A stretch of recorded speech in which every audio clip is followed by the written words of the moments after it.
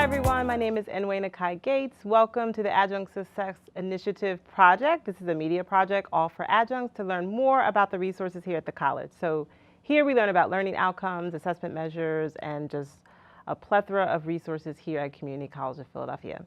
And today's guest is Debonair Oates-Primus. She is an assistant professor of English here in our English department. So welcome, Debonair. Thank you for being here. Thank you. So first, just tell us all about like your teaching background and your journey to CCP. Oh, wow. Okay. I'm going to try to be succinct. Okay. I've been teaching, I guess, cumulatively for about 12 years. Okay.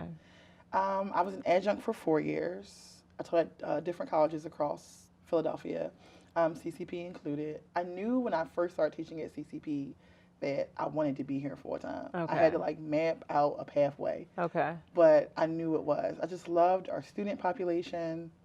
I know a lot of teachers talk about what we bring to CCP students, but as a minority, as a Black woman, I think what I loved was that I got to teach students who looked like me. And I was teaching at St. Joe's and Temple and Newman in Delaware County, and I was having wonderful experiences. But there's something about teaching, because I frame most of my classes around race, class, gender identity, intersectionality. Those are like my go-tos. It's something about teaching students who share some of your lived experiences, right? So I knew I wanted to be here. And yeah, I just, when we used to be hiring a lot for English. So I applied. The first time I didn't get it, but I got pretty far up in the hiring process. And then the second time I applied, I got all the way up, and I was really excited to be here. Wonderful. And I've been full-time, I think, for about 7 years. Okay. 7 years. 7 years. Excellent. So to me, your legacy at CCP is going to be all about diversity. Every time I think about you, I think about diversity, and you're the, the coordinator of this diversity fellowship. So can you tell us about, because this is all about resources for adjuncts, can you tell us about the diversity fellowship, the gaps that it fills? I know these are big questions. I know. And then obviously how someone can apply. Oh my goodness. Okay. Overview of the fellowship. So I should say that the fellowship is currently in construction. Okay. And hopefully we are going to roll out really soon a much more robust fellowship that is competitive and really addresses some of the inequities we have here as far as hiring. And some of our just unequal ratios that we have with faculty and students. So just some background, right? So what makes CCP great is sort of what I said earlier, this whole idea that we have a really large minority student population. I think over 70% of our students are minorities, and 48% of our students are African American students. When we look at our faculty populations, it's actually, unfortunately, does not share that diversity. I think 22% of our faculty are faculty from underrepresented groups, and that number just does not sit well with me, right? So when you talk about sort of the diversity fellowship and what brought me to it, it was just looking at those numbers. I was on the diversity council. I'm still on the president's diversity council. And on the first day of the diversity council's meetings, they always share the statistical data as far as faculty populations. And when we looked at it, I remember just being like, it was the first time I saw it, right? I had all these assumptions in my head. I know I didn't see a whole bunch of folks in department meetings that look like me, but it's a big college. So I was like, we got some other folks. But those numbers was just like yelling at me like, no, this is, So the Diversity Fellowship is an initiative that I did not start here. Actually, Ardency Hall Karambe, who's an associate professor in our theater department, started. She, and it was the Minority Fellowship. She ran it for a number of years. So I talked to her a lot when I first started this initiative. And then she stopped doing it, and then there was a break in it. And then they wanted to, the Diversity Fellowship Steering Committee wanted to revive it and had asked me if I would be interested in it based on the work I was doing for the Diversity Certificate Program at the time. And I said, let me think about it, because I'm always like, let me figure out what this work will actually be before I get started. So I talked to her, I didn't see about it, and she actually told me about the gaps and challenges. And then that's when I said yes. She said, this is a great initiative, but here are the things you need to do. And it was great that she gave me that background. So like the fellowship in its current state is a part-time fellowship that is open to any aspiring faculty member who wants to eventually get a pathway into full-time employment at the college. And it's a fellowship that is supposed to directly address raising profiles of minority faculty, faculty from historically underrepresented groups.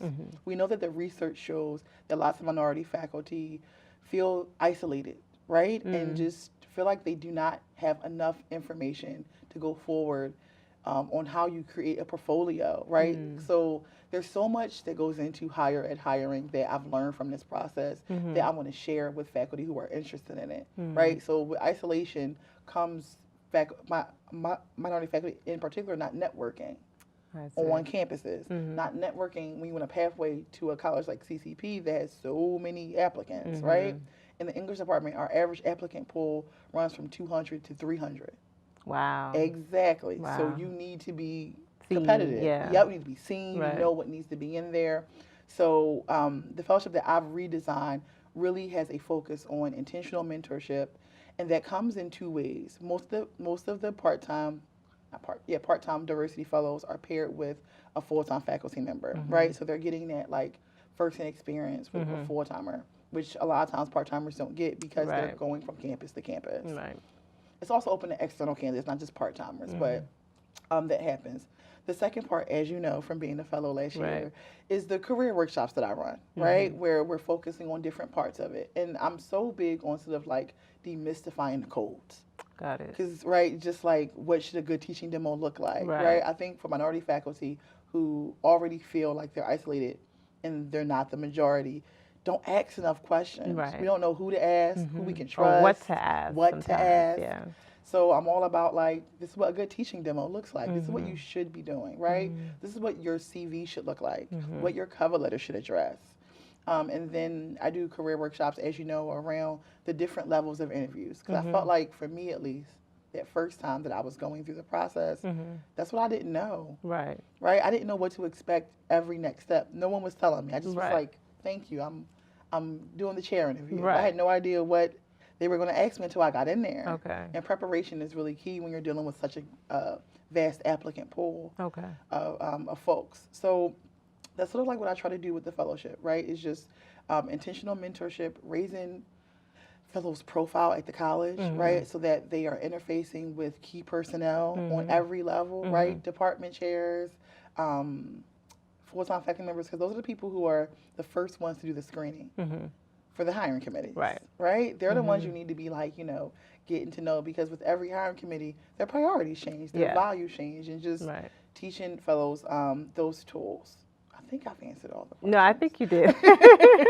You probably answered more questions, because I was going to ask you about, like, what does the research say about why or how diversity benefits a higher ed institution? Well, I think our student demographics are changing, right? Which is great. But lots of schools, this isn't just a CCP problem. When I'm lobbying for the fellowship in resistant spaces, well, how I frame it is like, we need to get out of our feelings with this. Nationally, this is a problem, because student demographics have drastically changed where the faculty demographics have not changed as fast. So we have minority student populations. Those percentages are increasing so much at lots of schools, and with the same problems we're having, right? Those sort of imbalanced ratios for faculty and students when it comes to diversity. And I think a lot of what I've said about how I mentor and make a really big piece for faculty, same thing goes for students, right? Our minority students need mentorship, and it should be, and I think they benefit when they are in classes with faculty who share their cultural identity for so many reasons, right? When I think about my students in my classes and how I've opened up space for them in a class to speak unapologetically about their lived experience, right? And what that does for them eventually. In the beginning, they're like, all right, I'm going to sit back. But by mid-semester, they're like calling out stuff before I even do it, right? A perfect example was like the other day, I came in and the students were like, did you watch the Oscars? And I was like, I don't like award shows like that, guys. But they were just like, we are dying to hear what you think. Did enough minority people win? Right? But these are kind of questions like they're asking, and they ask it in class without feeling insecure Right, about they feel it, comfortable. right? And Right. as a person who went to all PWIs in undergrad, Yeah. that's something I would have never done in my classrooms, Wow. right? Even bringing it up gave me anxiety, Yeah. right? Because I was one of few minority folks Sure. in a class, if not the only one most of the time. Okay. So I think those are benefits, and just mentorship. So many students, past and present students, ask me about school selection for transfers. Wow. Right? Because they're getting all this information. They want to just know about majors, about where to go. I was talking to a student the other day who is so bright and has so much potential, but was talked out of getting his PhD by an advisor here. Who I'm sure was well-meaning, but the reason she gave, he told me, was just like, you have so much going on, and you have, and you have real problems, and we're going to find the time to do this. Do you really want to wait this many years to pursue a PhD? And then it started giving them all this negative data on their particular field and how it's what the job market is like. And my goodness. I was rolling my eyes when he told me this story, even though I've been in advising, so I know that happens. But I'm also just like, Jesus, I think we don't let our students dream, right? Like here, right? And this whole idea of, I think part of it is how they contextualize their lives to us, right?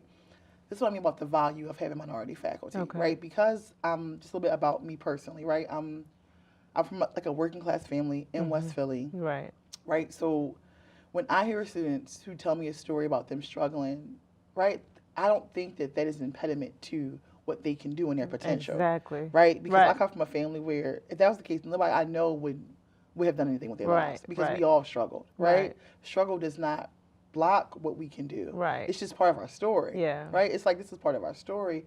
I think when you come from the kind of background that I do, and we can advise students in that way. So when they tell me their stories, I don't think to myself, oh man, you told me that you can't go to graduate school. Right. Right? I think I'm going to tell you more of my story so that you can understand that you can do this with these issues. Right? Okay. Like, and that's what I mean about sort of mentorship outside the classroom, right? If we want our students to win, we got to tell them narratives, right? They got to hear our origin stories and like our pathways to school, because I think when you grow up in Philly, inner city Philly, right, there are so many people along your way telling you what you can't do. Of course. So they have all these doubts in their heads already, right? They come here with these doubts. Right. So they're so afraid to even articulate their dreams to us sometimes.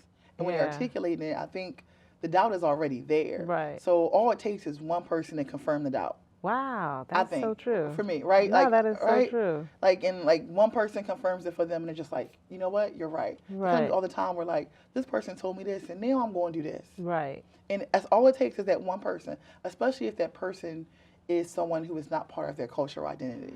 And if they're an advisor or a professor or an administrator, and authority, and they know more than me. Yeah. They've been through this, right? Right. So if they're telling me I can't do it, I probably can't do it, right? And I think it limits our students.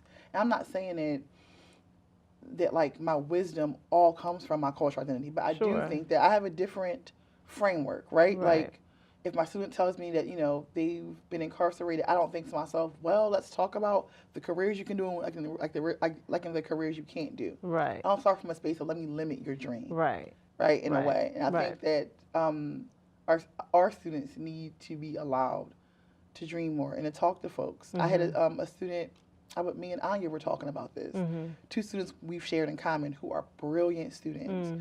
Who have been advised from different people about what their next steps are. They're graduating in May, and they want to go to a HBCU, but they have been talked out of it from a lot of their mentors here. Oh, I have a story of that too. I know. And I went to an HBCU, and it was based on money, telling them, do you really want to spend that much money on an HBCU? Wow. And I'm just like, this is what I mean. Wow. Right? Like, and they were so great at articulating why they wanted to go to a HBCU. And I just kept thinking, somebody advised you after hearing that you should go to Swarthmore? Right. Right? Like, you're telling them, like, what kind of experience you want. Right. And I don't know.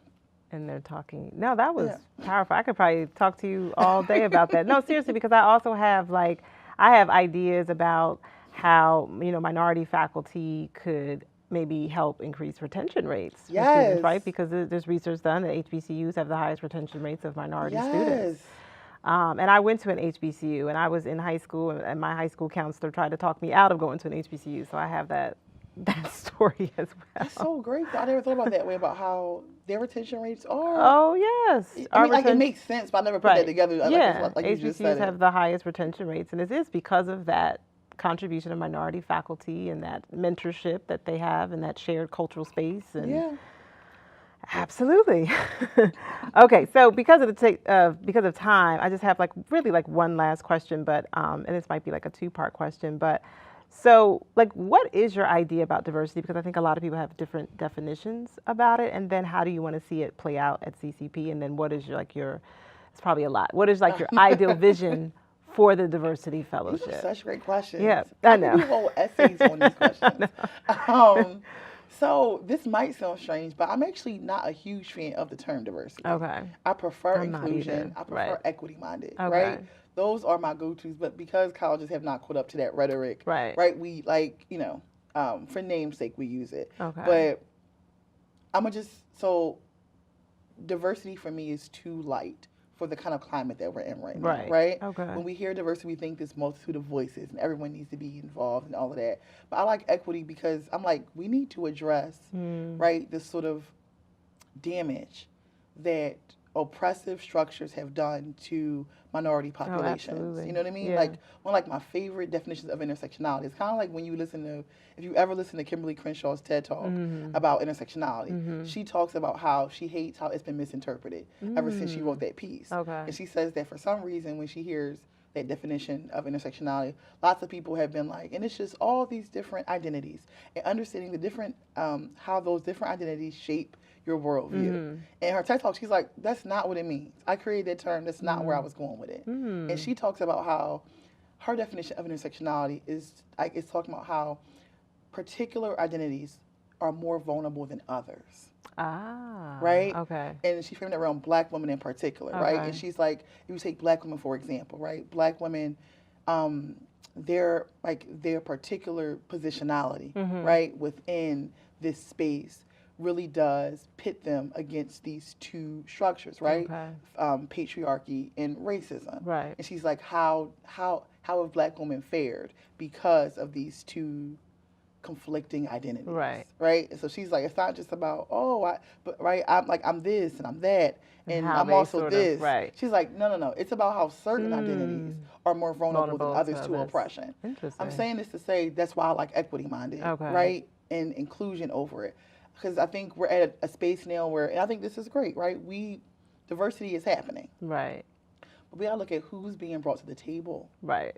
Who's being asked to be at that table? Right. When I'm talking about table, I'm talking about power. Sure. Right? And how particular structures within higher ed have replicated,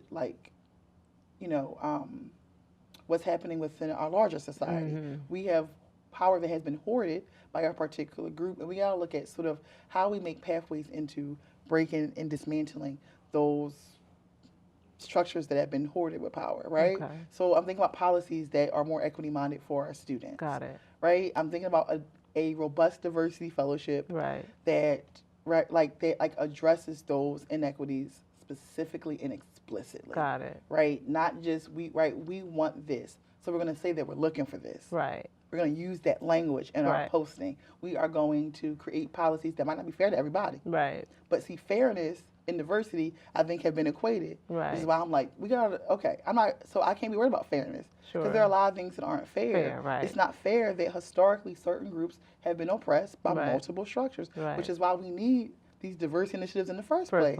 Yeah. Right? If all things were fair, we wouldn't need this. Right. So inclusion, right? How do we get folks to be at those tables? How do we change power dynamics so that we see different voices reflected in those policies, right? So that's how I see all the work I'm doing here at the college.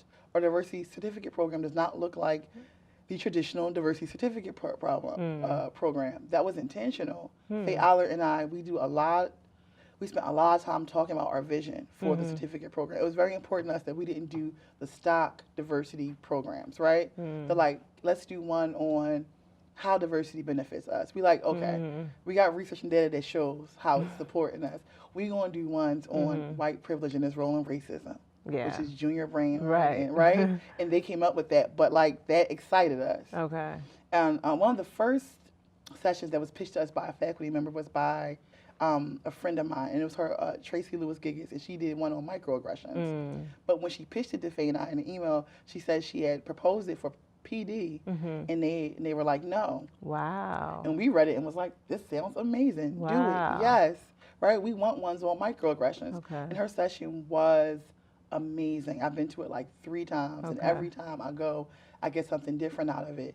But, right, like it's, again, but we approach it with this idea of we need to be, CCP needs to be an institution where we, especially at CCP, where we have all 70% minority students. Sure. It's not enough for us just to celebrate this anymore. Right. That kind of language is infuriating me Right. at this point. I do not want to hear any more language about how we celebrate these folks. Right. I want us to talk about how we're going to create policies to Right. make it easier for these folks to succeed. Got it. Right? Yes. Like in that way. So our diversity certificate program can't just be about we're celebrating diversity. Yeah. We need to talk about sort of what's happening, right? So Right.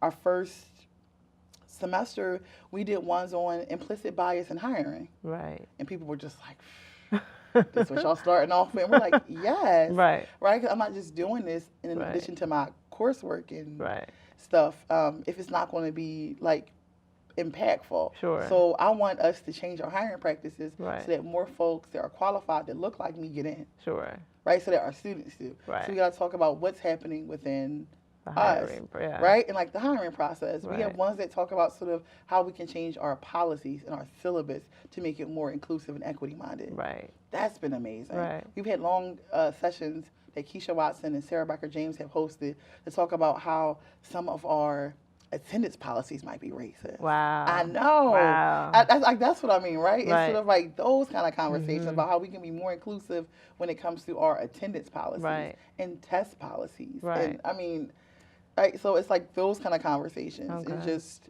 how do we address inequity here in ways that's going to be impactful and not just rhetoric oriented, right? Like how we move to a place of action. Right. It's really important to me for us to be like, I love these dialogues that we're having. Right. You know, how can these dialogues inspire Right. us to take more action? I mean, and things are happening. I get emails all the time from folks. We are slowly, I think, transforming the culture Okay. and transforming the discourse. I Okay. get folks saying things to me that they never said before, like, I run this award. In the past this many years, only white faculty have been given this award. Could you, I know, wow. could you suggest other teachers, other faculty who would be Wow. interested? That was an amazing email. Okay. The fact that, like, I'm not taking all the credit for it, but the fact that, like, that person coming to some of our sessions made him even look at that kind of thing. Right. Because as minority, we see this stuff all All the the time. time, right. We don't need a session. Right. I can tell when, you know, every Yeah. award you give is someone white. Right. But for them, it was the Right. idea of, like, this discussion made me go back and even look Right. and look at patterns. Right. For us, patterns are super clear in our face. Very much so. But for yeah. them, for many of people who aren't minorities, right, like what I've learned is, like, a lot of this is new territory for them. It's like, Yeah. let me look at this. And there's I'm getting- blind spots, I think, too. Exactly. Right. Yeah. Right? And just like opening their eyes up to what it's like. Mm-hmm. I've had a lot of tough dialogues with colleagues who I've had really positive interactions with before I started doing this work. This work ain't easy. Yeah. I'm like burning bridges. No, I and know. I don't mean to, but like Right. that's happening. I've had just me talking about my lived experience in these spaces has caused for many faculty to be like, I never knew you felt this way. Okay. I've worked with you on these many projects. Wow. And I know, right? Because that's what I mean about how we're opening up space for us to talk about these things here, right? That's what happens when you are a minority in this space. Like, I think we have it in lots of closed spaces, in offices, Yeah. in meetings amongst ourselves. Right. Girl, can you believe this? Right. But they're not part of those conversations. Right. So the diversity fellowship, the programming, it's all just like, how do we open up space to make this a Yeah. college-wide conversation? Right. And that's important. Whew, thank you, Debonair. That was very Thank you. I powerful. feel like I talked too much. That's fine. Thank you. Thank you, everybody, for joining us today with Debonair Oates-Primus. And we'll see you with our next guest. Thank you.